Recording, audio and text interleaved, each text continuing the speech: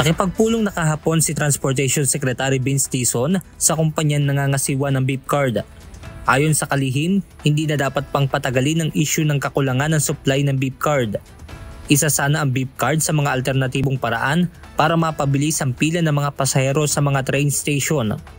Kaya once and for all, we have to, because when I call them, I follow up, they say, opo, magdadagdag po kami. Meron po, magdadagdag po kami. There is clearly a problem here. Kaugnay nito, bukas ang Department of Transportation sa mga inisyatibo gaya ng open letter na ipinadala sa kanya ng Rail Funds of the Philippines. Sa nasabing sulat, sinasabi ng grupo ng mga kabataan na isang maaaring paraan ay ang pag-link ng discount sa beep card ng mga estudyante, senior citizen at person with disability. May sinasabi rin ng grupo na digital beep na kung saan mag-generate na lang ng unique QR code o barcode ang app na pwedeng i-scan sa mga turnstile o bus reader.